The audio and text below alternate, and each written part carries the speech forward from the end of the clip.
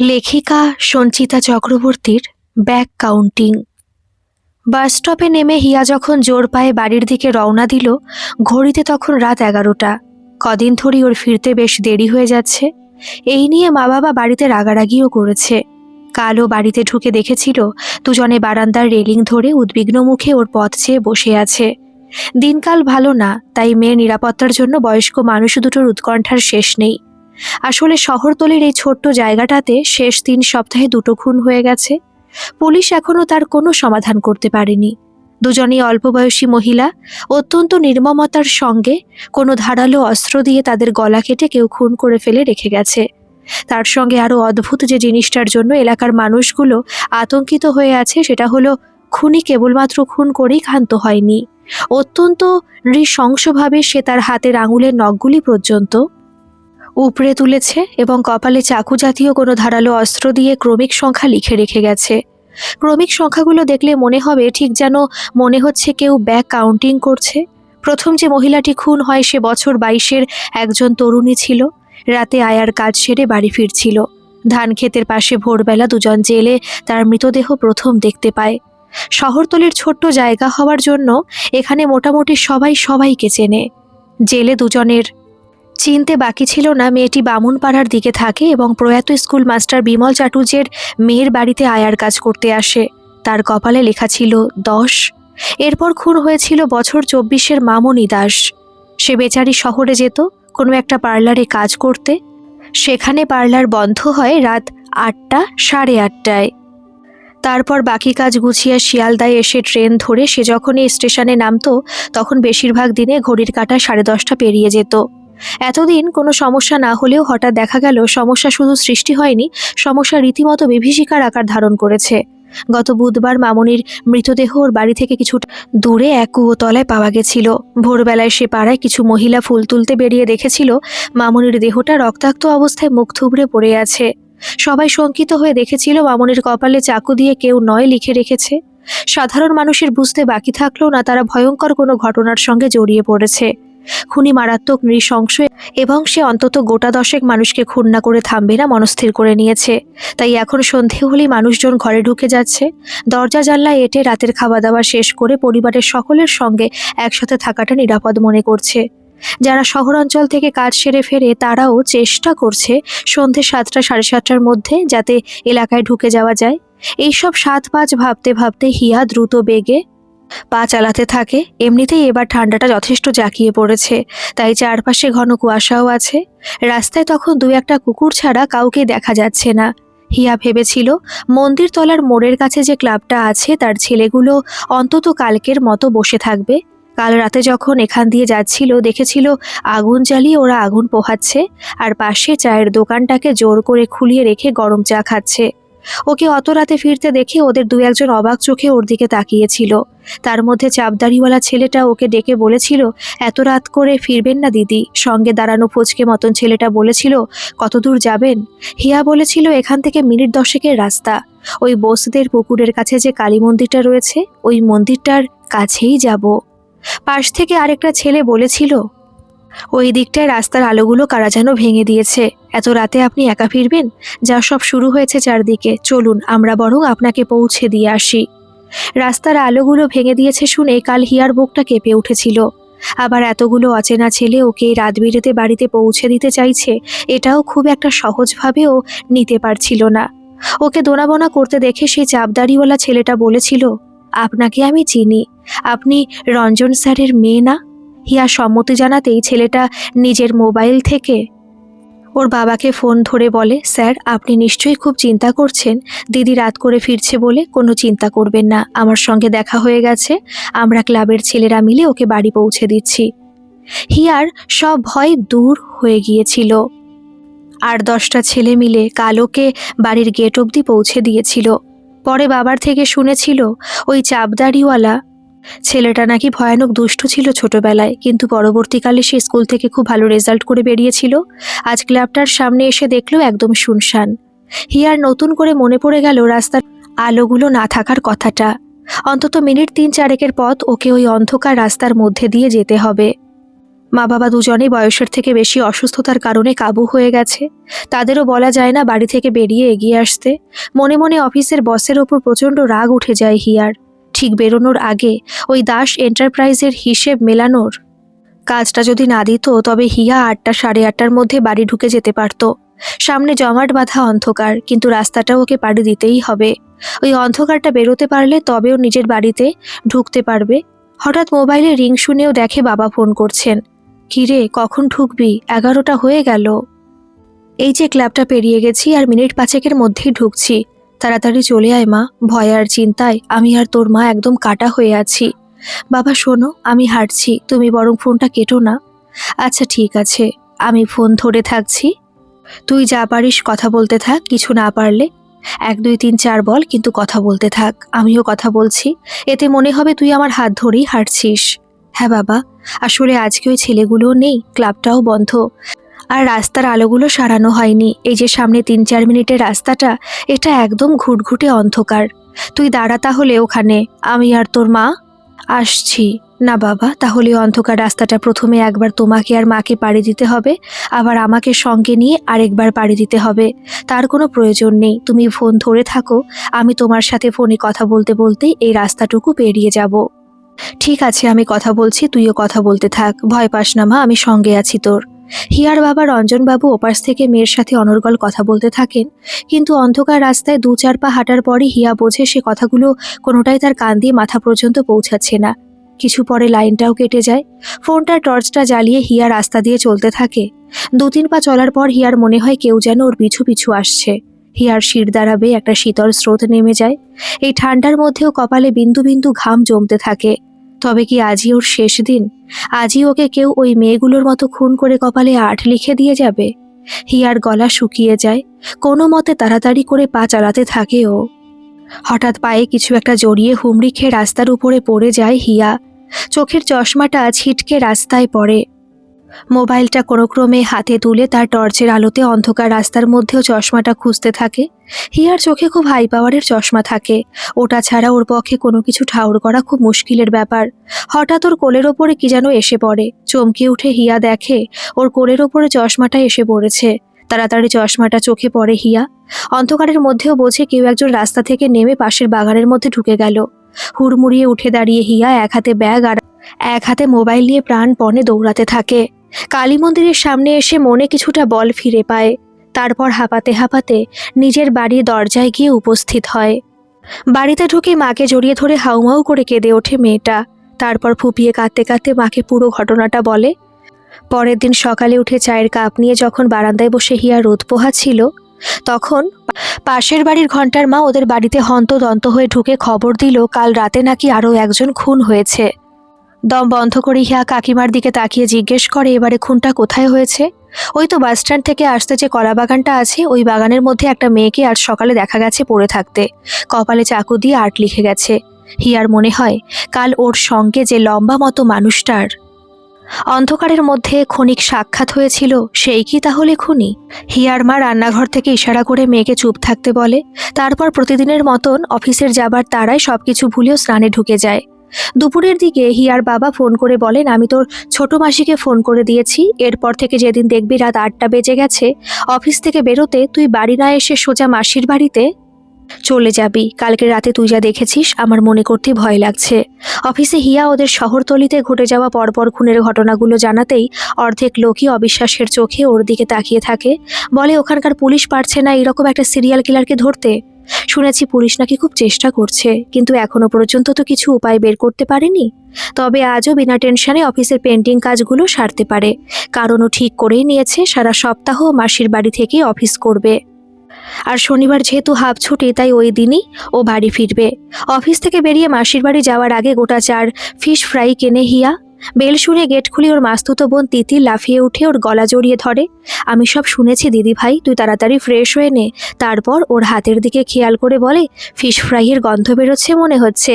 মা শিগগির কফি বসাও, দিদি ভাই ফিশ ফ্রাই এনেছে, গরম গরম ফ্রাই। আর কফি দারুণ জমবে। হিয়া হেসে ফেলে ওর কথা বলার ধরনে।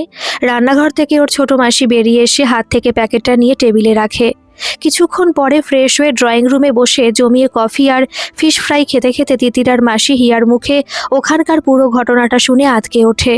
মেশো আজকের কাগজটা বের করে ওদের সামনে মেলে ধরে বলেন, মন্দির তলার এই ঘটনার কথা কাগজেও বেরিয়েছে। কাল যে মেয়েটা খুন হয়েছে তারও ওই 19 বছর মতন বয়স হবে। মেয়েটা রোজের মতন চিলেকোঠায় বসে পড়াশোনা করছিল। রোজই অনেক রাত অবধি সে পড়াশোনা করে, তারপর ওখানেই শুয়ে ঘুমিয়ে পড়ে। ওদের বাড়ির চারপাশে অনেক গাছপালা আছে।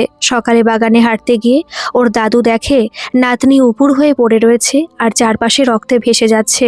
কপালে চাকু দিয়ে কেউ 8 লিখে রেখে গেছে। তিতিরের মা মেয়ের হাতটা নিজের মুঠোয় নিয়ে বলেন, কী সব ভয়ঙ্কর ঘটনা ঘটে চলেছে চারদিকে। শুনলেই ভয় লাগে। তার মানে কি ভয়ঙ্কর খুনি গোটা 10 খুন করবে? মেশো বলেন, যদি তাকে না থামানো যায় তাহলে তো তার রকম সকম দেখে মনে হচ্ছে তার মনোগত ইচ্ছা সেই রকমই। রাতে খাওয়া দাওয়ার পর সবার চোখ এড়িয়ে তিতির ফোন নিয়ে বারান্দায় গিয়ে দরজাটা ভেজিয়ে দেয়। হ্যালো, শোন। বলুন দেবী, এত ফিসফিসিয়ে কথা বলছেন কেন? কাল যে করি হোক সকালবেলায় আমার জিমের সামনে চলে আয়, কথা আছে। মামার বাড়ি আর কি, এই শীতের মধ্যে ঘুম বাদ দিয়ে আমি ওই সকাল 7টার সময় তোর জিমের সামনে গিয়ে হাজির হব। উফ, এর পরে তো তুই অফিস চলে যাবি। আসলে কিন্তু একটা দুর্দান্ত খবর দিতে পারবো, সে খবর তুই এখনই বল না। আর তার থেকেও বড় কথা, তুই ফিসফিস করছিস কেন? তিতির গলা চেপেই ওকে ধমকে ওঠে। করছি তার কারণ আছে। আমি এই খবরটা তোকে দিচ্ছি, এটা যদি মা বাবা কেউ জানে আমার ঘাড়ে আর মুন্ডু থাকবে না। কিন্তু তোকে এটা না বলতে পারলে আমার একদম শান্তি হচ্ছে না।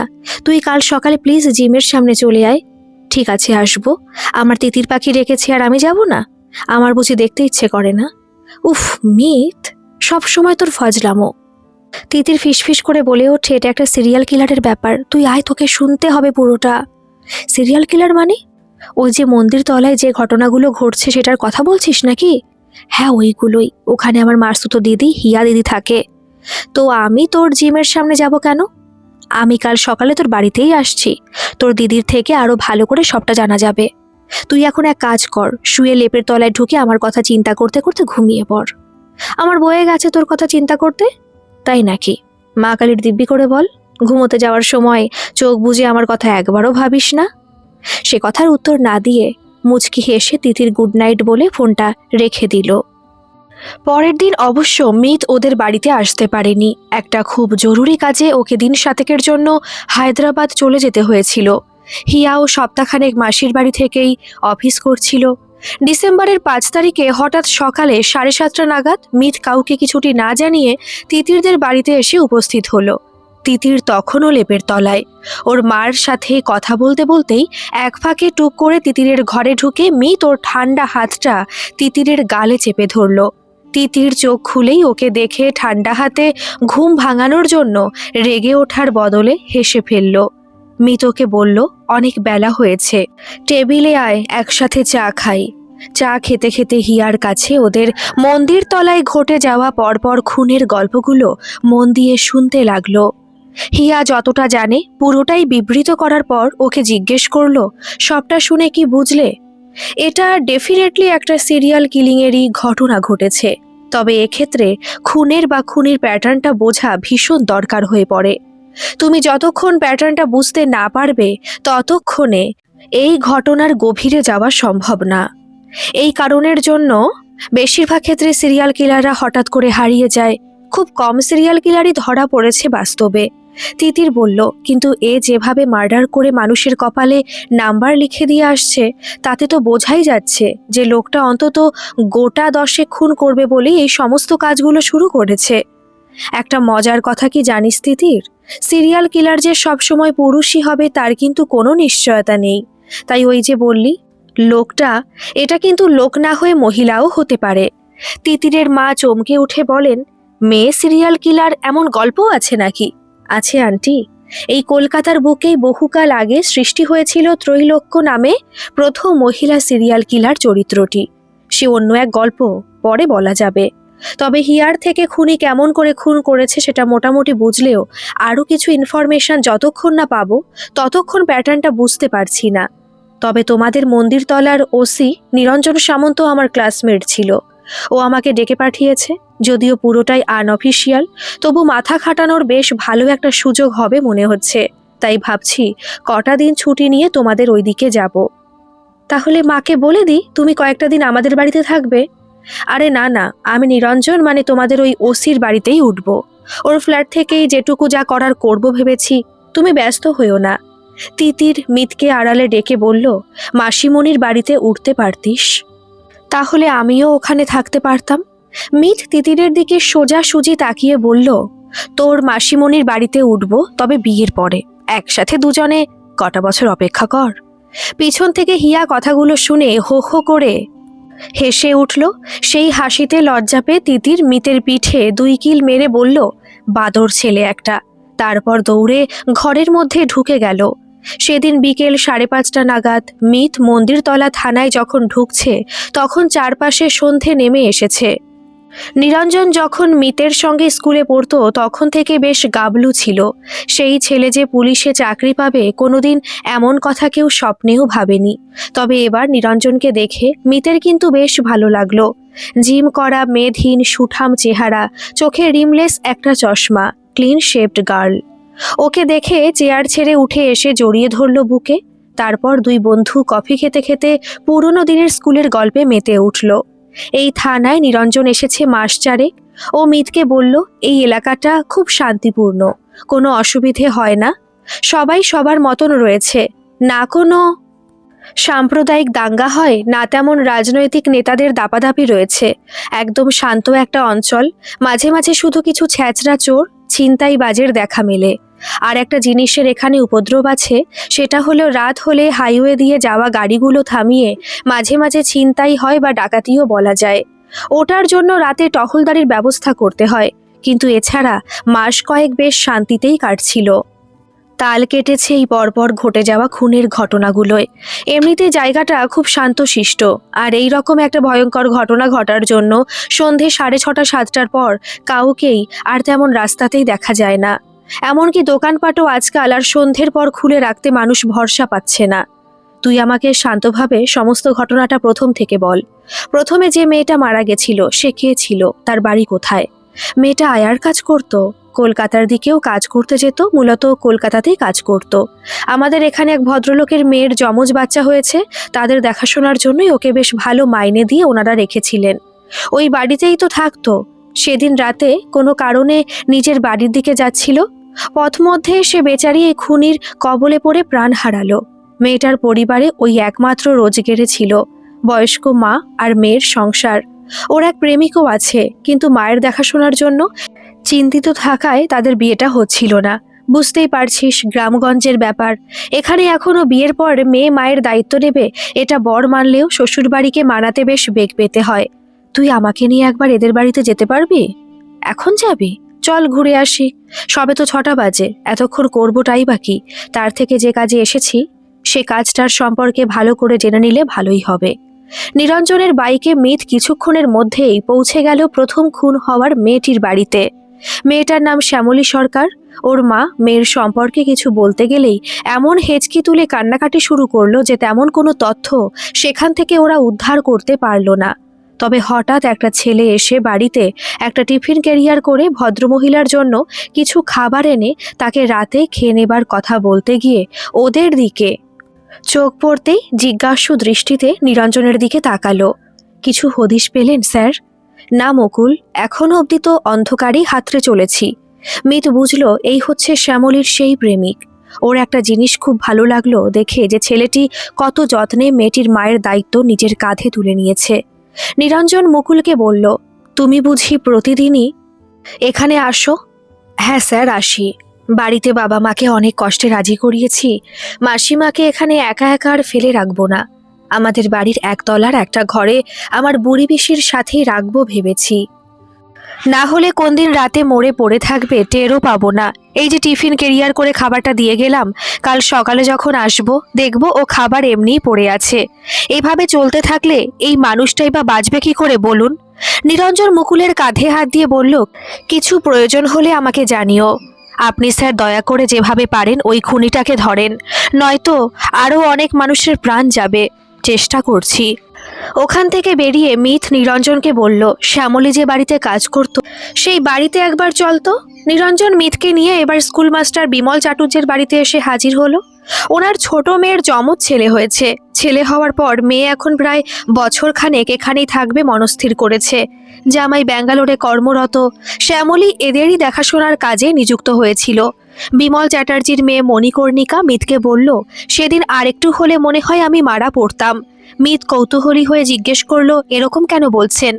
প্রতিদিন সন্ধ্যাবেলায় আমি বাড়ি থেকে বাসস্ট্যান্ড অবধি একবার হাঁটতে বেরোই। টুকটাক কিছু জিনিস কেনার থাকলে ওই বাসস্ট্যান্ডের মণিহারি দোকান থেকে কিনে নিয়ে বাড়ি আসি। সেদিন শ্যামলী বলল ও একবার বাড়ি যাবে। আসলে আমাদের বাড়িতে সেদিন চিংড়ি মাছ দিয়ে মোচার ঘন্ট রান্না হয়েছিল। ওর মা এটা খেতে খুব ভালোবাসে। তাই শ্যামলী একটা ছোট টিফিন কৌটো করে একটু তরকারি আর মাছ নিয়ে মাকে দিতে বাড়ি গেছিল। মেয়েটা ছোটবেলা থেকে খুব জেদি ছিল। জোর করে বিধবা মাকে মাছ খাওয়ানো শুরু করেছিল। ফেরার পথে বাসস্ট্যান্ডের সামনের মিষ্টির দোকানটা থেকে একটু সন্দেশ কিনে আবার আমাদের বাড়িতে ফিরে আসছিল। বেচারি পথের মধ্যে বেঘরে প্রাণটা দিল। সেদিনও এমনিতেও খুব খুশি ছিল। আমার একটা চুড়িদার ওর খুব পছন্দ হয়েছিল। বাচ্চা হওয়ার পর আমার ওজন বেড়ে যাওয়ায় ওটা আমি দীর্ঘদিন পরতে পারবো না বুঝে সেদিনই ওর হাতে তুলে দিয়েছিলাম। ওটা গায়ে দিয়েই সেদিন মেয়েটা বেরিয়েছিল। যখন ওর ডেড বডিটা দেখতে আমরা গিয়েছিলাম, বাবা ফিরে এসে আমাকে জড়িয়ে ধরে কেঁদে ফেলেছিল। আসলে শ্যামলী আর আমার হাইট মোটামুটি একই রকম। বাবা বলেছিল ওই জামাটা দেখে মনে হচ্ছিল যেন মণি উপুর হয়ে পড়ে আছে। চোখ ছলছল করছে তখন বিমল চ্যাটার্জির মেয়ের। বেরিয়ে আসার সময় পিছন থেকে ডেকে মেয়েটি বলল আরেকটা কথা, প্রথম খুন বলে কিনা জানি না, তবে খুনি কিন্তু শ্যামলীর হাতের আঙুলের নখগুলো উপড়ে নেয়নি। পরের দুটোর ক্ষেত্রে শুনেছিলাম দুজনেরই আঙুলের নখ উপড়ে দিয়েছিল। ওখান থেকে বেরিয়ে ওরা গেল মামনি দাসের বাড়িতে। নিম্ন মধ্যবিত্ত বাড়িতে মা বাবা আর পঙ্গু দাদার সঙ্গে থাকতো মামনি। ওর বাবা প্রতাপ দাস স্থানীয় একটা স্কুলে পিয়নের কাজ করতেন। চাকরি যাবার পর সামান্য পেনশনে নিজেদের ওষুধপত্র এবং পঙ্গু ছেলের চিকিৎসা করাতে গিয়ে কার্যত দিশেহারা অবস্থা ওনার। মামনির মা বলল, আমার মেয়েটার কোনোদিনই পড়াশোনায় খুব ভালো মাথা ছিল না, বরং সে তুলনায় ছেলেটা খুব ভালো ছিল। কিন্তু কপালের এমন গেরো, ছেলেটা বছর কয়েক আগে একটা ট্রাক অ্যাক্সিডেন্টে পঙ্গু হয়ে গেল। তারপর থেকে আমরা খুবই খারাপ অবস্থার মধ্যে দিয়ে দিন কাটাচ্ছি। মাস 7 হলো মেয়েটা কলকাতার পার্লারে কাজ পেয়েছিল। মাইনেও মন্দ ছিল না, সংসারে একটু সুদিন এসেছিল। তারপর কোথা থেকে কি হয়ে গেল, আমরা কোনোদিন কারো সাথে পাছে থাকি না। আমাদের বাড়ির মেয়েটাকে যে এভাবে কোনো খুনির হাতে প্রাণ হারাতে হবে আমরা চিন্তাও করতে পারিনি। ভিতরে হুইল চেয়ারে বসে থাকা মামনির দাদা চাকা ঘোরাতে ঘোরাতে বাইরে বেরিয়ে এসে কর্কশ স্বরে নিরঞ্জনকে বলল, এই নিয়ে তো বার তিনেক আমাদের বাড়িতে এসে জিজ্ঞাসাবাদ করে গেলেন স্যার, কোনো হদিশ কি পেলেন খুনির? ছেলের কথার সুরে বিরক্ত হয়ে মামনির বাবা বলে উঠলেন, দেখছিস না, পরপর 3টে খুন হয়ে গেল। এর সন্ধান পাওয়া কি এত সোজা হবে মনে করিস? এ খুনি কি যেমন তেমন নাকি? দেখছিস না কিভাবে মারছে মেয়েগুলোকে? নিরঞ্জন মামনির একটা ছবি আনতে ঘরের ভেতরে ঢুকলো। মিত ভদ্রলোকে জিজ্ঞেস করলো, কি করে বুঝলেন এই খুনি যেমন তেমন হবে না? শোনো বাপু, ব্যোমকেশ কিরিটি গুলে খেয়েছি, এসব আমার জানা আছে। একে ধরতে পুলিশ নাজেহাল হয়ে যাবে। মামনির বাড়ি থেকে বেরিয়ে মিত এবার গেল শেষ খুন হওয়া মেয়েটার বাড়িতে। বয়সেই সবার ছোট এখনো অবধি, মাত্র ক্লাস 11-এ পড়ছিল। মাধ্যমিকে খুব ভালো রেজাল্ট করেছিল। পরিবারের অনেক আশা ছিল মেয়েটিকে নিয়ে। ওর দাদু মনীন্দ্রচন্দ্র দত্ত একসময় মন্দিরতলা বয়েজ স্কুলের হেডমাস্টার ছিলেন।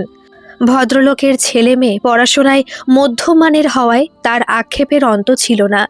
কিন্তু নাতনিকে নিয়ে তিনি অত্যন্ত গর্বিত ছিলেন। সবাইকে বলে বেড়াতেন, আমার নাতনি মাধবীলতা একদিন নামকরা ডাক্তার হবে। যদিও নিরঞ্জন মিতকে জানিয়েছিল মাধবীলতার স্বপ্ন মোটেও ডাক্তার হওয়া ছিল না। সে চাইতো অ্যাস্ট্রোফিজিক্স নিয়ে পড়াশোনা করতে। মাধ্যমিকের পর যখন বিভিন্ন চ্যানেল থেকে সাংবাদিকরা এসে মাধবীলতার ইন্টারভিউ নিয়েছিল, তখনই সে নিজের জীবনের লক্ষ্য পরিষ্কার করে সকলের সামনে বলে দিয়েছিল।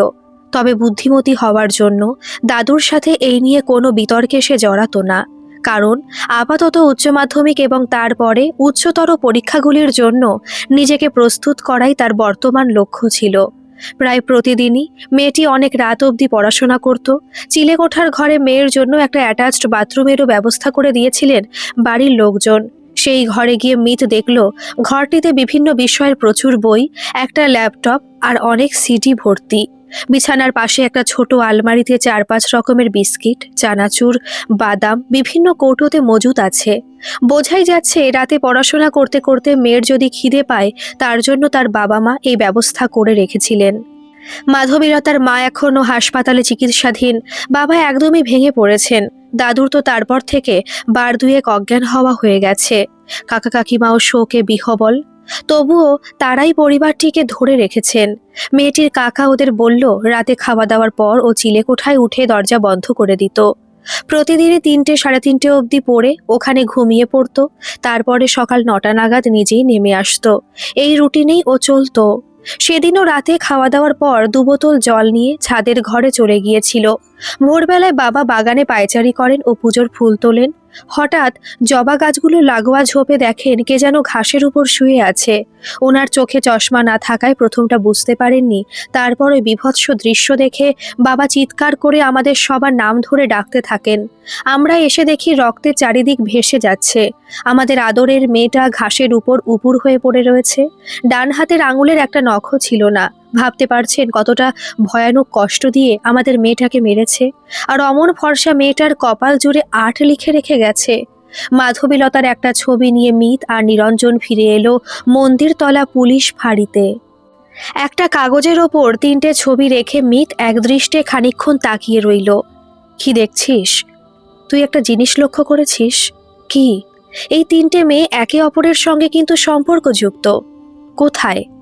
বিমল চ্যাটার্জি মন্দিরতলা স্কুলের প্রাক্তন অ্যাসিস্ট্যান্ট টিচার। মামনির বাবা ওই স্কুলের 4র্থ শ্রেণীর কর্মী। আর মনীন্দ্রচন্দ্র দত্ত মন্দিরতলা বয়েজের হেডমাস্টার মশাই। হ্যাঁ, ঠিক বলেছিস। আমি এইভাবে ব্যাপারটা আসলে ভেবে দেখিনি।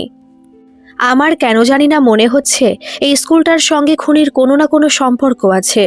আমাদের এখানে 2টো বড় স্কুল আছে, একটা মন্দিরতলা বয়েজ হাই স্কুল আর একটা মন্দিরতলা গার্লস হাই স্কুল। এই এলাকা এবং এর আশেপাশের এলাকার একটা বড় অংশ থেকে প্রচুর ছেলে মেয়ে প্রতি বছর স্কুল থেকে পাশ করে বেরোয়।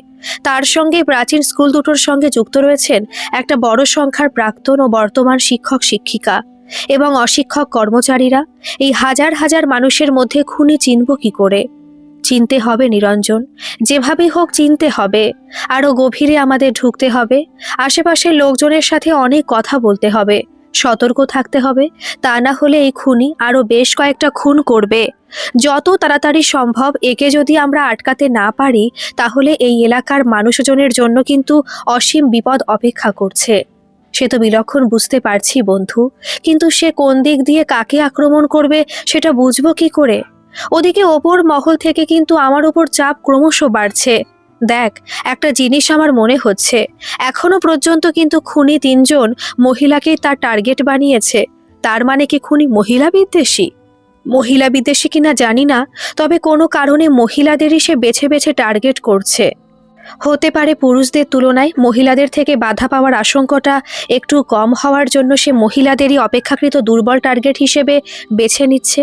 তবে প্রথমটা সম্ভবত তার মিস টার্গেট হয়ে গেছে। মানে, মণিকর্ণিকা চুড়িদার পরে সেদিন শ্যামলী বেরিয়েছিল রাস্তায়। ভালো করে ভেবে দেখ, ওই রাস্তায় ওই সময় থাকার কথা ছিল মণিকর্ণিকার। কোনো কারণে খুন করার পর হয়তো বুঝতে পেরেছিল খুনি যে টার্গেট চিনতে তার ভুল হয়ে গেছে, তাই নখগুলো না উপড়েই শ্যামলীকে রেহাই দিয়েছিল। সর্বনাশ! কি মারাত্মক মহিলাদের প্রতি আক্রোশ রে! শুধু মহিলাদের প্রতি আক্রোশ না, পরবর্তীকালে সে দেখাবে পুরুষ মহিলা উভয়ের প্রতি তার আক্রোশ তা জানি না, তবে তাকে ঠেকাতে হবে এটা জানি। আমার মনে হয় আপাতত রাতে পাহারাটা একটু জোরদার করে দিই। লোকাল ক্লাবগুলোর সঙ্গে কথা বলে সাধারণ মানুষের সাহায্য নিয়ে এলাকায় এলাকায় নাইট গার্ডের ব্যবস্থাও একটু জোরদার করা দরকার। হ্যাঁ, সাধারণ মানুষের সাহায্য না পেলে এই এত বড় এলাকায় এই কটা পুলিশ কর্মী নিয়ে কি করে অতন্দ্র প্রহরা দেওয়া সম্ভব হবে? নিরঞ্জন মিতকে বলে, কাল বিকেল নাগাদ ভাবছি এলাকার ক্লাবগুলোর সঙ্গে এই থানায় একটা বৈঠক করব। সেই ভালো, ও ভালো কথা। এক একটা খুনের মধ্যে গ্যাপ কতদিনের হচ্ছে? ওটা আরো অদ্ভুত ব্যাপার, কোনো নির্দিষ্ট দিনের গ্যাপ নেই, মাসখানেকের মধ্যেই তো গোটা তিনেক লাশ পড়ে গেল। নভেম্বরের 7 তারিখের প্রথম খুনটা হয়েছিল, দ্বিতীয়টা হয়েছে 16 তারিখে, আর 3 নম্বরটা হলো 25 তারিখে। মৃত্যুর তারিখগুলোর দিকে তাকিয়ে নিরঞ্জনকে বলল, তুই ভালো করে তারিখগুলো দেখিসনি? কি দেখব, ভালো করে দেখ, প্রত্যেকটা খুন হয়েছে 7 তারিখে। কি বলিস? 7 তারিখে তো একটা খুন হয়েছে। ভালো করে হিসেব কর নিরঞ্জন। 16, 1 + 6 কত আসে? 7। এর পরের খুন হয়েছে 25, সংখ্যা দুটো যোগ কর, 5 + 2 কত আসে? 7। নিরঞ্জন হতবাক হয়ে মিতের দিকে তাকিয়ে থাকে। সাবাস ভাই, হেভি জিনিসটা দেখালি তো। এর পরের খুনটা কবে হবে বলতে পারবি? সম্ভবত 7ই ডিসেম্বর, যদি খুনি এই প্যাটার্ন ফলো করে। থানার কনস্টেবল সমর ফ্যালফ্যাল করে তাকিয়ে বলে, খুনি হঠাৎ 7 সংখ্যাটা বেছে নিল কেন? এর বুদ্ধি, বিচার, বিবেচনা সবটাই তোমার আমার থেকে অনেকটা আলাদা হবে। কি কারণে ঠিক 7টা বেছে নিয়েছে এটা বোঝা খুব মুশকিল। তবে যেহেতু এলাকাটা খুব একটা বড় নয়, তাই সবাইকে বলবো চোখ কান খোলা রাখো। ভাই রে, তার মানে পরশুদিন আবার কেউ মরতে চলেছে। হিসেব তো সেদিকেই আঙুল দেখাচ্ছে। দুজনে দুজনের দিকে তাকিয়ে কিছুক্ষণ চুপ করে বসে রইল। তোর কথা যদি সত্যি হয়, তার মানে মাঝখানে শুধু কালকের দিনটাই রয়েছে। তাহলে এক কাজ করি, কাল সকালের দিকে ক্লাবগুলোকে নিয়ে একবার বসি। সে তুই বসতেই পারিস, তবে একবারও বলবি না যে পরশুদিন তেমন কিছু ঘটতে চলেছে। তাহলে কিন্তু রাস্তায় পাহারা দিতে তুই আর কাউকে বেরোতে দেখবি না। সেই আপনি বাঁচলে বাপের নাম কথাতেই আছে, এমন বুঝলে এই শীতের রাতে কেউ আর পাহারা দিতে রাস্তায় নামবে না। নিরঞ্জনের ফ্ল্যাটেও একাই থাকে, এক মাঝবয়সী উড়িয়া ভৃত্য আছে, সেই সমস্ত কাজকর্ম করে রাখে। ওরা ফ্ল্যাটে যাওয়ার পর 2 কাপ চা নিয়ে লোকটি ঘরে ঢুকতেই নিরঞ্জন বলল, আরে সনাতন দা, আমার বন্ধু এসেছে, আর তুমি শুধু চা বিস্কিট নিয়ে এলে? ঘড়িতে দেখেছ, রাত্রির 9:30 বাজে। চা খাও, একটু পরে রাতের খাবার দিয়ে দেব। 10টার মধ্যে খাওয়াটা কমপ্লিট না করলে তোমার কিন্তু সেদিনের মতো সারা রাত আবার ঢেকুর উঠবে। মিত হেসে বলল, আরে বাস, সনাতন দা তো তোর রীতিমতো লোকাল গার্জেন হয়ে উঠেছে। খাওয়ার শেষে 2 বন্ধু লেপের তলায় পা ঢুকিয়ে কথা বলতে বসলো। পাশের ঘরে সনাতন দার ততক্ষণে নাক ডাকছে। কি হবে বল দেখি? আজ ঠিকমতো ঘুমিয়ে নে নিরঞ্জন, কাল থেকে 2 দিন ধরে রাখ, চোখের পাতা এক করতে পারবি না। কখন কি হয় বলা যায় না। আমার অনুমান যদি সঠিক হয়, তবে 7 তারিখে খুনি কিন্তু একবার অ্যাক্টিভ হয়ে ওঠার চান্স আছে। তাই আমার কেন জানি না মনে হচ্ছে কাল কিছু না কিছু অ্যাক্টিভিটি আমরা তার দেখতে পেলেও পেতে পারি। কারণ আফটার অল সে কিন্তু জানে আমরা ঘটনাটা নিয়ে জোরদার তদন্ত শুরু করেছি। নিরঞ্জন বাইরে বারান্দায় দাঁড়িয়ে সিগারেট ধরালো। মিত দেখল প্রায় ঘণ্টাখানেক আগে তিতির হোয়াটসঅ্যাপে জানিয়েছে হিয়ার বাবা মানে ওর মেসোমশাইও মন্দিরতলা বয়েজ স্কুলের অ্যাসিস্ট্যান্ট টিচার ছিলেন। মিত তিতিরকে ফোন করে 2-1টা কথা বলার পর হিয়াকে জিজ্ঞেস করতে বলল যে এখন 10:30 বাজে, হিয়ার বাবা মা কি এই সময় জেগে থাকেন? হিয়া ওপাশ থেকে জানালো ওর বাবা মোটামুটি 11:30-12টা পর্যন্ত জেগেই থাকেন। রাত অবধি বিভিন্ন বিষয়ের বই পড়া ওনার চিরকালের অভ্যেস। মিত নিরঞ্জনকে ইশারায় ভিতরে ডেকে স্পিকারে ফোনটা রেখে হিয়ার বাবাকে কল করলো। আঙ্কেল নমস্কার, আমি মৃত্যুঞ্জয় দত্ত বলছি। হ্যাঁ বলো, তোমার কথা আমি হিয়ার মুখে অনেক শুনেছি। এখন অবশ্য তোমার আন্টিও তোমার প্রশংসায় পঞ্চমুখ। না না, তেমন কোনো ব্যাপার না, আন্টি আমায় স্নেহ করেন তাই একটু বাড়িয়েই বলে থাকেন। আঙ্কেল, আমি একটা বিশেষ বিষয়ে আপনার থেকে একটু সাহায্য চাইছি। আমার থেকে সাহায্য? সে তো পরম সৌভাগ্যের বিষয়। স্বয়ং শার্লক হোমস যদি আমায় ওয়াটসন বানাতে রাজি থাকেন, তবে আমি এক পায়ে খাড়া। না না আঙ্কেল, ব্যাপারটা সেরকম না। আমি আসলে আপনাদের এখানেই আছি, এখন আপনাদের এখানে পরপর ঘটে যাওয়া ঘটনাগুলো নিয়ে একটু নাড়াঘাটা করছিলাম। তো সেই বিষয়ে কিছু ব্যাপারে আপনার একটু মতামত চাইছি। বেশ, বলো কি জানতে চাও? হেডমাস্টার মশাই মনীন্দ্রচন্দ্র দত্ত কেমন মানুষ ছিলেন? অত্যন্ত পণ্ডিত মানুষ, বিভিন্ন বিষয়ে তার অগাধ জ্ঞান। একজন দক্ষ প্রশাসক হিসেবেও তাকে আমি 10-এ অন্তত 9 দেবই। আর শিক্ষক হিসেবে বা মানুষ হিসেবে তিনি কেমন ছিলেন? তিনি অনেক পুরনো আমলের মানুষ। এখনকার মতো ছাত্র শিক্ষক সম্পর্ক যে বন্ধুর মতো হতে পারে এই ধারণায় বিশ্বাস করতেন না। কাজেই ছাত্রদের কাছে তিনি রাশভারী এবং অত্যন্ত গম্ভীর এবং কিছুটা বদমেজাজি প্রকৃতির মানুষ বলে পরিচিত ছিলেন। তবে শিক্ষক হিসেবে একজন অসাধারণ মানুষ ছিলেন। একবার পড়াতে শুরু করলে সময়ের জ্ঞান তার থাকতো না। বিমলচন্দ্র চ্যাটার্জি শিক্ষক হিসেবে কেমন ছিলেন? দেখো, সত্যি কথা বলতে বিমল চাটুর্যের পড়ানোর ধরন আমার কোনো কালেই খুব একটা স্ট্যান্ডার্ড মনে হয়নি। বিমল ছাত্র হিসেবে অসাধারণ ছিল, কিন্তু কোনো বিষয়ে প্রাঞ্জল করে বোঝানোর ক্ষমতা তেমন তার ছিল বলে আমার মনে হয়নি। আসলে কি বলতো, একজন ভালো ছাত্র যে সব সময় খুব ভালো শিক্ষক হতে পারবে এমন কোনো গ্যারান্টি কিন্তু কেউ দিতে পারবে না। আর ওর পড়ানোটা ছেলেপিলেদের ভালো লাগতো না বলে ওনার ক্লাসে হইহট্টগোল কথা বলা লেগেই থাকতো। আর তাতে ধৈর্য হারিয়ে বিমল ছেলেদের বড্ড স্কেল পেটা করতো। ও রিটায়ার করার পর তো ছেলেপুলেদের কথা শুনে মনে হতো যেন তারা হাত ছেড়ে বেঁচেছে। বিমল অঙ্ক করাতো। আচ্ছা আঙ্কেল, আপনাদের স্কুলে একজন অশিক্ষক কর্মচারী ছিলেন, তার নাম ছিল প্রতাপচন্দ্র দাস, মনে আছে তার কথা? হ্যাঁ হ্যাঁ, বিলক্ষণ মনে আছে। আমি রিটায়ার করার কয়েক বছর আগেও রিটায়ার করে। ব্যাটা বিয়ে করেছিল অনেক বেশি বয়সে, দুটো ছেলে মেয়ে ছিল। ছেলেটা আমাদের স্কুলেই পড়তো, লেখাপড়ায় ভালো ছিল, অঙ্কে খুব মাথা ছিল ছেলেটার। আর প্রতাপের কথা কি বলবো, পিয়ন হলে কি হবে, যেটুকু সময়ও পেত ও কিন্তু আমাদের স্কুলের লাইব্রেরি থেকে বই তুলে তুলে প্রায় গোটা লাইব্রেরির সমস্ত বই পড়ে ফেলেছিল। এবার একটা কথা বলো তো মিস্টার হোমস, এদের সম্পর্কে এত খুঁটিয়ে জানতে চাওয়ার কারণটা কি? মিথ হেসে ফেলল। ওনার কথা বলার ধরনে হাসতে হাসতে উত্তর দিল, ব্যাপারটা হলো যে 3টে খুন আপনাদের এখানে হয়েছে, এই 3টে খুনের সঙ্গে আপনাদের স্কুলে প্রাক্তন শিক্ষক বা অশিক্ষক কর্মীদের কোনো না কোনো সম্পর্ক রয়েছে। সেই কারণেই ব্যাপারগুলো জানতে চাইছি। আরও 2-একটা কথা বলার পর ফোন রেখে দিতে নিরঞ্জন মিতের দিকে তাকিয়ে চোখ টিপে বলল, তোর হবু মেসো শ্বশুর কিন্তু হেবি রসিক মানুষ। তারপর নিজের গায়ের উপর লেপটা টেনে নিতে নিতে বলল, তার শেষ পর্যন্ত কি তিতির দেবীর সাথেই বাকি জীবনটা কাটানোর মনস্থির করলেন? অন্য কিছু ভাবার ইচ্ছেই করে না। সেই পিরিতি কাঁঠালের আঠা গানে আছে না? না রে, তিতিরের সঙ্গে থাকলে আমি খুব নিশ্চিন্তে নিজেকে ছেড়ে দিতে পারি। ও আমি যেমন ঠিক সেইভাবে আমাকে ভালোবেসেছে। আমার ভালোটাকেও ভালোবাসে যেমন, ঠিক তেমন আমার দোষগুলোকেও কিন্তু ও চেনে। আর সে দোষগুলো চেনার পরেও তিতিরের আমার প্রতি অনুভূতিটা একটুও পাল্টায়নি। আজ প্রায় বছর 4 হতে চললো, একটা দিনও আমাদের মনে হয়নি সম্পর্কটা একঘেয়ে হয়ে গেছে বা চার্ম হারিয়ে গেছে। বাহ বাহ, খুব ভালো কথা। আমার তো শালা এই নিয়ে 3টে ব্রেকআপ হয়ে গেল। এখন দিন কয়েক আর একজনের সাথে কথা এগোচ্ছে, দেখা যাক টেকে কিনা। পরের দিন সকাল 9টা নাগাদ থানায় ক্লাবগুলোর প্রতিনিধিদের সঙ্গে নিরঞ্জনদের অফিসিয়াল একটা বৈঠক হওয়ার কথা ছিল। ওটা যখন প্রায় শেষ হয়ে এসেছে, মেঘ দেখলেও মামনি দাস এর বাবা তার ছেলেকে সঙ্গে নিয়ে থানার সামনে এসে দাঁড়িয়েছেন। মিত ভদ্রলোককে দেখে এগিয়ে গেল। লোকটি ছেলে আগের দিনের মতোই কর্কশস্বরে মিতকে জিজ্ঞেস করলো, শুনলাম ওসি সাহেবের নাকি বুদ্ধিতে কুলাচ্ছে না, তাই কলকাতা থেকে গোয়েন্দা তুলে এনেছে খুনিকে খুঁজে বার করার জন্য? না না, তেমন কোনো ব্যাপার নয়, নিরঞ্জন আমার বন্ধু, আমি এমনি এদিকটা ঘুরতে এসেছিলাম। ছেলেটি আবার বলল, কিন্তু আমি আপনাকে প্রথম দিনে চিনতে পেরেছি, আপনি মৃত্যুঞ্জয় দত্ত। আপনার কিছু কিছু কাহিনী আমার জানা আছে। আপনি যেমনটা ভাবছেন ব্যাপারটা সেরকম নয়। নিরঞ্জন আমার ক্লাসমেট, আমি ওর সাথে দেখা করতেই এসেছি। হ্যাঁ, এবার এখানে এসে এইরকম সমস্ত ঘটনা শোনার পর একটু কৌতূহল অবশ্যই থাকে, সেই সূত্রেই ওর সঙ্গে ঘুরে ঘুরে এদিক সেদিক যাওয়া। তা পুলিশ গোয়েন্দা দুজনে মিলে কি সেই খুনির সন্ধান পেলেন? এখনো অবধি তো তেমন কিছু বুঝতে পারিনি, পারবেন বলেও আমার মনে হয় না। কেন বলুন তো? কারণ সে অনেক বুদ্ধিমান, নিখুঁত কাজ করতে ভালোবাসে। সে যতই বুদ্ধিমান হোক, কোনো না কোনো ভুল সে ঠিক করবে। অপরাধীর মনস্তত্ত্ব কিন্তু এটাই বলে। আপনারাও এই ভুলের আশায় বসে থাকুন, আর সে পরপর এরকম মেয়েগুলোকে মারতে থাকুক। মিথ তীক্ষ্ণ চোখে ছেলেটির দিকে তাকিয়ে জিজ্ঞেস করে, আচ্ছা আপনার তো শুনেছি অনেক বুদ্ধি, আপনি নাকি অঙ্কে তুখোড় ছিলেন।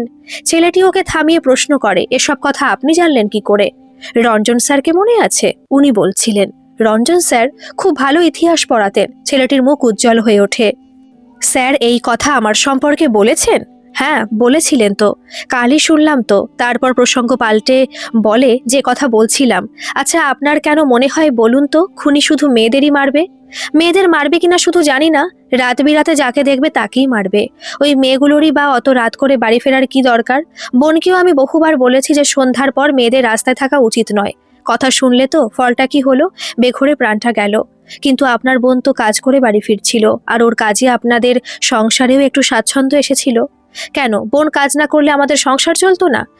আমি পড়াই না বাড়িতে বসে? আমি পড়িয়ে কত টাকাই তো রোজগার করতে পারতাম, কিন্তু আমাকে বেশি পড়াতে দেওয়া হয় না।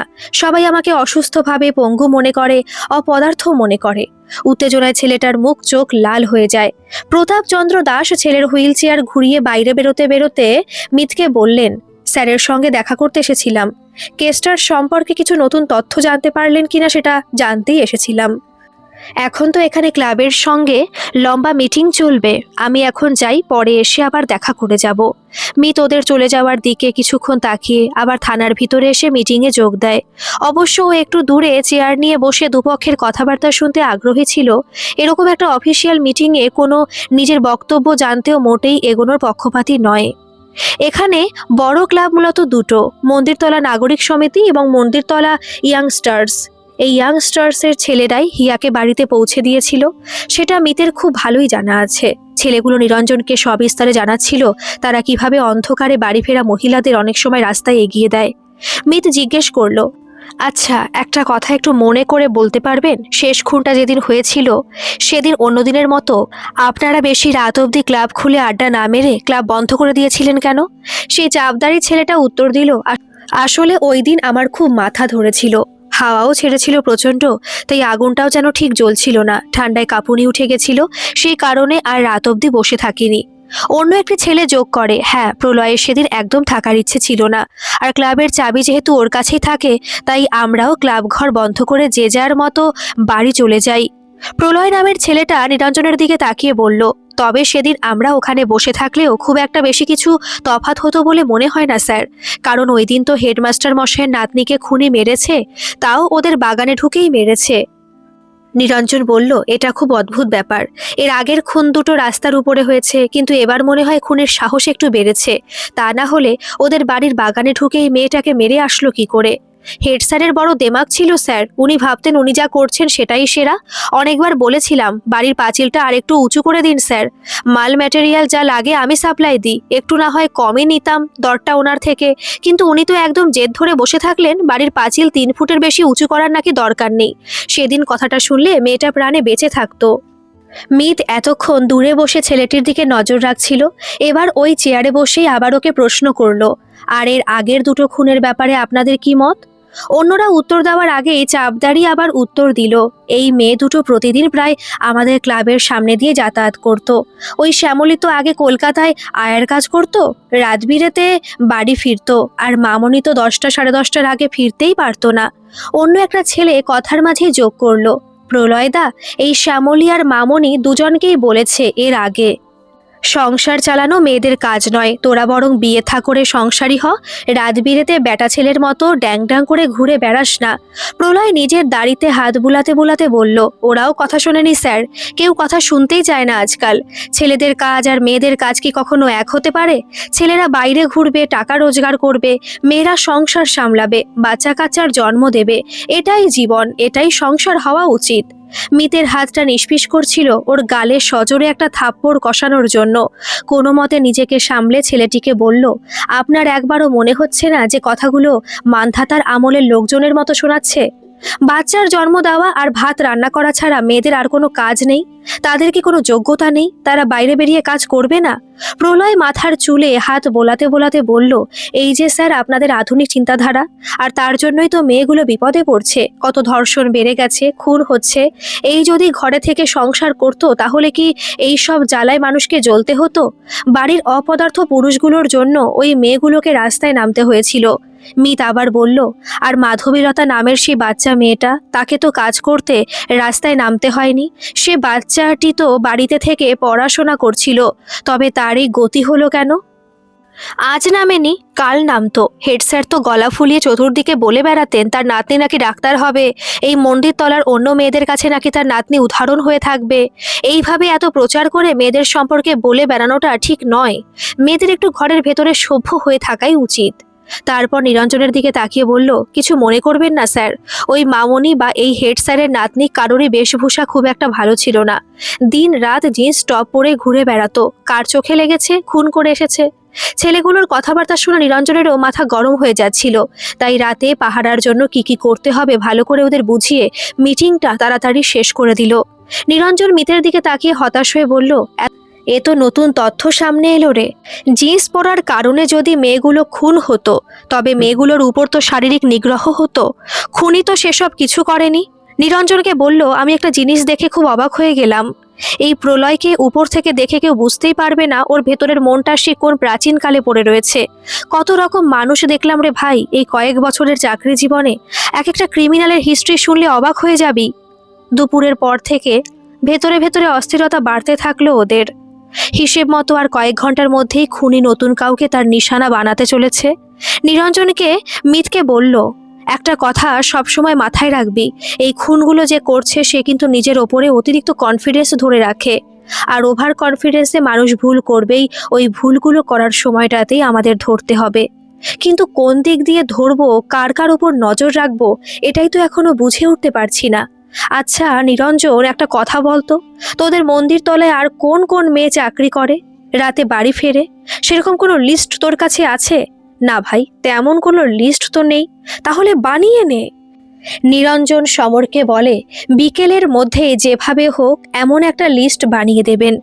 দুপুরে খাবার শেষ করে থানায় পা দিতেই কনস্টেবল সমর এগিয়ে এসে একটা লিস্ট মিতের সামনে রাখে। মিত দেখে গোটা এলাকা থেকে 7টি মেয়ে বাইরে চাকরি করতে যায়। এদের মধ্যে 2জন মারা গেছে, বাকি 3জন ইদানিং এই ঘটনাগুলি হওয়ার জন্য অফিসের কাছাকাছি কোনো আত্মীয়ের বাড়ি বা হোস্টেলে বেছে নিয়েছে, যার মধ্যে হিয়াও একজন। বাকি আছে আরও 2জন। এদের মধ্যে একজন ময়ূক ভবনে চাকরি করেন, বছর 50 বয়স, 2 মেয়ে ও শাশুড়িকে নিয়ে তার সংসার। মেয়েরা কলকাতার হস্টেলে থেকে ইঞ্জিনিয়ারিং পড়ে। তিনি 7টা 7:30টার মধ্যে বাড়ি ঢুকে যান। আর একজন আছে, তার নাম দেবলীনা সরকার। মেয়েটি সেক্টর 5-এ কোনো একটি আইটি কোম্পানিতে কাজ করে। ওর শিফটিং ডিউটি পড়ে, তাই ফেরার কোনো ঠিক থাকে না। মিথ নিরঞ্জনকে বলল, দেরি না করে এই 2জনের বাড়িতে ফোন কর। তার মানে তুই শিওর নেক্সট টার্গেটও একজন মহিলা হবেন? মনে হচ্ছে। সরকারি চাকরি করা মহিলা প্রতিমা সান্যাল জানালেন, তিনি দিন 2 ছুটি নিয়ে বাড়িতেই থাকবেন। শাশুড়ির শরীরটা বিশেষ ভালো নয়, তাই কিছু টেস্ট করাতে হবে। সেই কারণে আপাতত 2 দিন অফিসে তিনি যাবেন না। দেবলীনা সরকারকে ফোনে পাওয়া গেল না। তারপর নিরঞ্জনের সাথে বাইক করে মিথ পৌঁছলো ওদের বাড়িতে। মেয়েটির বাবা বললেন, সাধারণত কাজকর্ম করার সময় ও মোবাইলটা সাইলেন্ট রাখে, তাই হয়তো ফোন তোলেনি। জিজ্ঞেস করলো এখন কদিন ও কোন সময় বাড়ি ফিরবে। ভদ্রলোক উত্তর দিলেন, আপাতত ওর ডে শিফট চলছে, তাতে ওর বাড়ি ফিরতে ফিরতে 9:30-10টা বাজে। অফিসের গাড়ি স্টেশনে নামিয়ে দিয়ে যায়। তারপর ভদ্রলোক নিজেই সেখান থেকে মেয়েকে নিয়ে বাইকে ফিরে আসেন। ওদের বাড়ি থেকে বেরিয়ে এসে মিথ নিরঞ্জনকে বলল, এই মেয়েটার উপর ভালো করে নজর রাখ। সেদিন গোটা রাত নিরঞ্জনের সঙ্গে মিত থানায় রইল। ক্লাবের ছেলেরা দল বেঁধে জায়গায় জায়গায় জটলা পাকিয়ে বসে আছে দেখে মিত বলল, এভাবে হবে না কিন্তু। এদের এক জায়গায় বসিয়ে আগুন জ্বালিয়ে গুলতানি মারতে কে বলল? নিরঞ্জন ওদের কাছে গিয়ে বলল, তোমাদের সকালে এতবার করে বুঝিয়ে বললাম না যে কয়েকটা দলে ভাগ হয়ে গিয়ে গোটা এলাকায় ঘুরতে থাকো তোমরা? এইভাবে এক জায়গায় বসে থাকলে কি করে চলবে? শীতের রাত স্যার, সাধারণ মানুষের পক্ষে কি আপনাদের মতন ঠান্ডার মধ্যে পায়চারি করা সম্ভব? মিথ তাকিয়ে দেখে ওই প্রলয় নামের ছেলেটা ক্লাবের ঘর থেকে বেরিয়ে এসে এই কথাটা বলল। মন্দিরতলা নাগরিক সমিতির লোকজন অবশ্য ওদের কথা মতো কয়েকটা দলে ভাগ হয়ে ওদের এলাকাটা সারা রাতই পাহারা দিল। কোনো বিশেষ ঘটনা ছাড়াই 6 তারিখ পেরিয়ে গেল। 7 তারিখ সকাল থেকে মিথ নিরঞ্জনকে বলে দেবলীনার সঙ্গে যোগাযোগ রাখার চেষ্টা করতে থাকলো। দেবলীনা ওকে আশ্বস্ত করলো মন্দিরতলার ধারের কাছে আসলেই ও ফোনে নিরঞ্জনকে জানিয়ে দেবে। নিরঞ্জন মিত্রের কথা মতো দেবলীনার বাবাকে ফোন করে বলল, আজ আপনার মেয়েকে আমরাই বাড়ি পৌঁছে দেওয়ার ব্যবস্থা করব, আপনি ওকে নিতে আসবেন না। এদিকে দেবলীনার ফোন পাওয়ার পর ওকে সবটুকু বুঝিয়ে দিয়ে নিরঞ্জন বলল, তুমি আজ আমাদের সঙ্গে যদি একটু সহযোগিতা করো, তাহলে হয়তো আমরা এই রহস্যের কিনারা পর্যন্ত পৌঁছতে পারবো। আমার ভয় করছে স্যার। কিচ্ছু ভয় নেই, আমরা থাকবো, তোমার কোনো ক্ষতি হতে দেব না। কি করতে হবে আমাকে? আমার বন্ধু তোমাকে সবটা বুঝিয়ে দিচ্ছে, মন দিয়ে শুনে নাও। ফোনটা কানে নিয়ে মিত দেবলীনাকে যতটা সম্ভব ভরসা দিয়ে বলল, গাড়ি থেকে নেমে তুমি এমন ভান করবে যেন তোমার বাবাকে ফোনে 1000বার চেষ্টা করেও পাচ্ছ না। তারপর আস্তে আস্তে মন্দিরতলা থেকে যে রাস্তাটা বাদিকে বেঁকে গেছে, ওই রাস্তাটা ধরেই তুমি ধীরে ধীরে রওনা দেবে। কিন্তু ওই রাস্তাটা তো পুরো অন্ধকার স্যার। ওই কারণেই তো বলছি ওই রাস্তাটাই তুমি ধরো। ওটা অন্ধকার রাস্তা হলেও ওখানে আমাদের লোক থাকবে। আতঙ্কিত হলেও মিতের কথার উপর ভরসা করে দেবলীনা ওদের সাথ দিতে রাজি হলো। এদিকে স্টেশনের কাছে দুই বন্ধুতে ঘাপটি মেরে বসে থাকলো। আজ নিরঞ্জন পুলিশের পোশাকেও নেই। ওরা দূর থেকে দেখতে পেলেও দেবলীনা ওদের কথা মতোই গাড়ি থেকে নামলো। নেমে ফোন কানে নিয়ে বেশ কয়েকবার কাউকে ফোন করার চেষ্টা করেছে, এমন ভান করতে থাকলো। কিছুক্ষণ অস্থিরভাবে সেখানে পায়চারি করে এদিক ওদিক দেখে ধীরে ধীরে এই অন্ধকার রাস্তার দিকেও এগিয়ে আসতে লাগলো।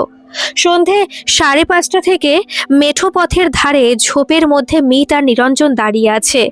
মশার কামড়ে হাত চোখ মুখ ফুলে চাকা চাকা হয়ে গেছে। ফোনও সুইচ অফ করে রেখেছে। কোনো মতেই একটুও আলো যেন ওদের শরীর থেকে না বের হয়। দেবলীনা মন্থর গতিতে ধীরে ধীরে এই রাস্তা ধরে এগিয়ে আসছে। অন্ধকারের মধ্যে ওদের চোখ জ্বলতে লাগলো। এই মেয়েটার কোনো ক্ষতি হতে দেওয়া যাবে না। আর এই ছোট্ট শহরে কে এমন কাজ করছে সেটাও যদি কোনো মতে জানা যায় তবে আজই হয়তো মোক্ষম সুযোগ। টাইম কলটা পেরিয়ে যাওয়ার পর ওপাশটা আরো ঘন অন্ধকার, একদম নিকষ কালো। এই পাশটা ইয়াংস্টারের পাহারা দেওয়ার কথা, কিন্তু তারা ক্লাবের সামনে আগুন জ্বালিয়ে জটলা করছে।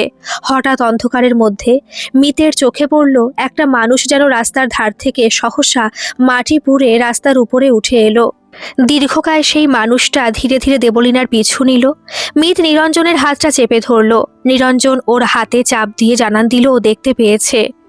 দুজনে উঁচু রাস্তার পাশে ঢালু জমি বরাবর মাথা নিচু করে নিঃশব্দে যাওয়ার চেষ্টা করতে থাকলো।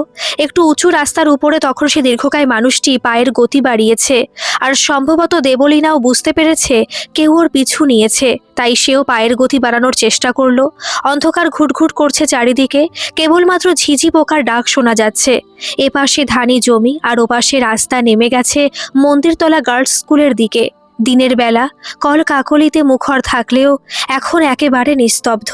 নিরঞ্জনের মনে পড়ল এই রাস্তায় সপ্তাহ দেড়েক আগে আলো লাগানো হয়েছিল, এখন একটা লাইটেরও কোনো অস্তিত্ব নেই। 4 নম্বর টাইম কলটা পেরোতেই ওরা দেখতে পেল দেবলীনা সহসা রাস্তার ওপর যেন হুমড়ি খেয়ে পড়ে গেল। মিতের হঠাৎ মনে পড়ে গেল হিয়াও ওকে বলেছিল রাস্তায় কিছুতে পা বেঁধে হঠাৎ পড়ে যাওয়ার কথা। ও চাপা গলা নিরঞ্জনকে বলল এই সে। ওদের চোখের সামনে সে দীর্ঘদেহী লোকটা দেবলীনার উপর ঝাঁপিয়ে পড়ল। মিত আর নিরঞ্জন দুজনেই বিন্দুমাত্র সময় না নিয়ে লোকটিকে পিছন থেকে জাপটে ধরল। ফাঁদে পড়ে গেছে বুঝতে পেরেই লোকটি প্রচণ্ড ধস্তাধস্তি শুরু করলো ওদের সাথে। এর মাঝে নিরঞ্জন পকেট থেকে বাঁশিটা বার করে তীব্র হুইসেলে আকাশ বাতাস মুখরিত করে তুলল। দূর থেকে বেশ কিছু হুইসেলের শব্দ আরও শোনা যেতে লাগলো। ওরা বুঝলো থানার বাকিরা ওদের সংকেত দিচ্ছে যে ওরা বুঝতে পেরেছে ওদের বার্তা। লোকটির সঙ্গে ধস্তাধস্তি করার সময় মিত নিরঞ্জনকে বলল মুখে মুখোশ পরে রয়েছে, ওই জন্য চুলের মুঠিও ধরা যাচ্ছে না। লোকটা ওদের হাত ছাড়িয়ে বারবার পিছলে বেরিয়ে যাওয়ার চেষ্টা করতে লাগলো। গায়ে অসম্ভব জোর। দেবলীনা লোকটির হাত থেকে রক্ষা পেয়ে একটু দূরে দাঁড়িয়ে আতঙ্কে থরথর করে কাঁপছে। কিছুক্ষণের মধ্যেই অন্তত 10-12টা বাইক নিয়ে এলাকার লোকজন এবং থানার গাড়ি নিয়ে পুলিশরা এসে হাজির হলো। বাইকের হেডলাইটের জোরালো আলোয় অন্ধকার মিলিয়ে গেল। লোকটার হাতে ধরা ছুরির আঘাতে তখন মিতের কবজি কেটে রক্ত পড়ছে। সেদিকে পাত্তা না দিয়ে মিত লোকটিকে মাটিতে ফেলে তার বুকের উপর চড়ে বসে মুখোশটা টেনে খোলার চেষ্টা করছে। নিরঞ্জন আর অন্য পুলিশরা এগিয়ে এসে জোর করে ওর হাত দুটো চেপে ধরে মুখ থেকে কালো মুখোশটা টেনে খুলে দিল। সবাই একযোগে বাইকের হেডলাইটের আলোটা লোকটার মুখে ফেলল। লোকটার চেহারা দেখে মিত ওর বুকের ওপর থেকে নেমে আসলো। তারপর বলল তুমি তাহলে এই কাজগুলো করছিলে? লোকটি মাটি থেকে তড়িৎ গতিতে উঠে দাঁড়িয়ে বলল বেশ করেছিলাম। তারপর তীব্র গর্জন করতে করতে নিষ্ফল আক্রোশে দেবলীনার দিকে তাকিয়ে থাকলো। নিরঞ্জন লোকটার কলার ধরে টানতে টানতে সামনে নিয়ে এসে বলল দিনের আলোয় সবার সামনে মামনির পঙ্গু দাদা সেজে থাকার নাটক করে এই এতগুলো মেয়েকে তুই খুন করতে গেলি? এর মধ্যে খবর পেয়ে মামনির বাবাও সেখানে এসে উপস্থিত হয়েছে। ছেলেকে নিজের পায়ে ওইভাবে দাঁড়িয়ে থাকতে দেখে মানুষটি একদম হতবাক হয়ে গেছে। তার ছেলেই যে একের পর এক খুন করে চলেছে এটা সে বিশ্বাসই করতে পারছে না। ছেলের সামনে এগিয়ে গিয়ে প্রতাপচন্দ্র দাস বলল এত কিসের রাগ তোর? সেই রাগে তুই নিজের বোনকে খুন করলি, আশেপাশে দুটো বাচ্চা মেয়েকে মারলি, আজকে 3 নম্বর নিরাপরাধ মেয়েটার দিকেও তুই হাত বাড়িয়েছিলি। কেন পল্টু, এত রাগ তোর কেন এদের ওপর? ছেলেটা বাপের কথার কোনো উত্তর দিল না। পকেট থেকে ছুরিটা বার করে নিজের বুকে শুধু বসিয়ে দিতে গেল। আশেপাশের পুলিশরা ঠিক সময় ধরে ফেলতে না পারলে পল্টু হয়তো ওখানেই শেষ হতো। মন্দিরতলা পুলিশ ফাঁড়ির সামনে রাত 12টাতেও লোকের ভিড় চোখে পড়ার মতো। ছোট্ট নিস্তরঙ্গ জনজীবনের মধ্যে তাদের চোখের সামনে দিনের পর দিন হুইল চেয়ারে বসে থাকা একটা নিরীহ ছেলে যে এমন কাজ করতে পারে, এটা সকলের ভাবনার বাইরে ছিল। চেয়ারে বসিয়ে পল্টুকে নিরঞ্জন জিজ্ঞাসা করে, এই কাজগুলো করার কারণ কি? আমার ভালো লাগতো। ভালো লাগতো মানে? মেয়েগুলোকে গলার নলি কেটে খুন করতে, হাতের নখ উপড়ে ফেলতে ভালো লাগতো? ওরা কত কষ্ট পেত, আর তোমার দেখে ভালো লাগতো? ওরা সব নিজেদের বেশি কেউ কেটা ভাবতো, আর শেষে যখন আমার পায়ের কাছে বসে প্রাণ ভিক্ষা করত, আমার সেটা দেখতে খুব ভালো লাগতো। মিত বলল, নিজের বোনটাকে মারার সময়ও হাত কাঁপলো না? না, ওকে মেরে বরং আমার সব থেকে বেশি ভালো লেগেছিল। ও রোজগার করে নিয়ে আসতো বলে মা বাবা এমন করতো যেন ওর টাকায় বাড়িতে উনুনে হাঁড়ি চড়ছে। আমার অসহ্য লাগতো। ওর জন্য বেশি করে দুধের গ্লাসে দুধ ঢালা হতো। ও আসবে বলে আগে থেকে গরমের দিনে বাবা গ্লুকন্ডি বানিয়ে রাখতো। যত আদিক্ষেতা! এসব ছিল আসলে আমাকে ছোট দেখানোর চক্রান্ত। থানার দরজার সামনে প্রতাপ দাস তখন মাথায় হাত দিয়ে বসে আছে। তুমি হাঁটতে পারলে কবে থেকে? অ্যাক্সিডেন্টের পরে আমার আসলে হাঁটার ক্ষমতা নষ্ট হয়ে যায়নি। আমি দেখতে চেয়েছিলাম শুধু এই বাড়িতে আমার মূল্য কতটা। দেখলাম এরা আমাকে কেউ ভালোবাসে না। সংসারে আসলে যে টাকা এনে দিতে পারবে তারই মূল্য বেশি। প্রতাপ দাস মাটি থেকে উঠে এসে ছেলের গালে ঠাসিয়ে দুটো চড় মেরে বলল, অন্য মেয়েগুলোকে মারছিলিস কেন? বাবার হাতটা সজোরে মুচড়ে রক্তাভ চোখে ছেলে উত্তর দিল, যাতে আর কোনো মেয়ে এই মন্দির তলা থেকে চাকরি করতে না বেরোয়। এই মেয়েগুলো চাকরি করতে বেরোয়, ওদের জন্য কোনো না কোনো ছেলে ওই চাকরিটা থেকে বঞ্চিত হয়, তারপর আমার মতোই অবসাদে তলিয়ে যায়। নিরঞ্জন প্রতাপ দাসকে পল্টুর হাত থেকে ছাড়িয়ে নিল। তারপর ওকে বলল, মাধবীলতাকে মারলি কেন? ও তো চাকরি করতে যায়নি। ওই হেড স্যার বলেছিল আমার দ্বারা নাকি কিচ্ছু হবে না। ডাক্তার হতে চাই শুনে বলেছিল মন দিয়ে লেখাপড়াটা কর, যাতে অন্তত বাপের মতন পিয়নের কাজটা করতে পারিস। সেদিন শুনলাম বাবার মুখে হেড স্যার বাবাকে ফোনে বলছে তার নাতনি নাকি মন্দিরতলা থেকে সেরা ডাক্তার হয়ে বেরোবে। শুনেই মাথায় আগুন জ্বলে গেল। আবার একটা মেয়ের কাজে বেরোনোর চেষ্টা করবে তার মানে? আবার একটা যোগ্য ছেলে কোনো হাসপাতালে ডাক্তার হওয়া থেকে বঞ্চিত হবে? আমি এটা হতে দেব না। সব বাড়িরই তো আসলে একই গল্প, যে চাকরি করে টাকা এনে দিতে পারবে তার মূল্য আছে, যার চাকরি করে টাকা এনে দেওয়ার মুরদ নেই বাড়িতে তার মূল্য নেই। এই মেয়েগুলো বিয়ে হয়ে গিয়ে বরের টাকায় খেতে পারে, তাও এরা চাকরি করতে যাবে। আর এক একটা মেয়ের জন্য আমার মতো এক একটা ছেলে বঞ্চিত হয়, তাই আটকাতে হবে না? মিতকে বলল, এগুলো না করে তুমি নিজে তো কাজের চেষ্টা করতে পারতে। করেছিলাম তো, শেষে যে ইন্টারভিউটা দিয়ে এসেছিলাম ফাটাফাটি ইন্টারভিউ দিয়েছিলাম, কিন্তু যখন লিস্ট বেরোলো দেখলাম বিমল চাটুর্যের জামাই সেখানে মনোনীত হলো। পরে খোঁজ নিয়ে জেনেছিলাম বিমল স্যারের এক প্রাক্তন পেয়ারের ছাত্রের বউ ইন্টারভিউ বোর্ডে ছিল। শ্যামলীকে সেদিন মারার ইচ্ছে আমার ছিল না, জামাটার জন্য চিনতে ভুল হয়ে গেছিল। নয়তো সেদিন বিমল চাটুর্যেও টের পেতেন আমি কি কি করতে পারি। কথা শেষ করে হাঁপাতে থাকে পল্টু। মুখ থেকে তার লালা ঝরে পড়ছে তখন।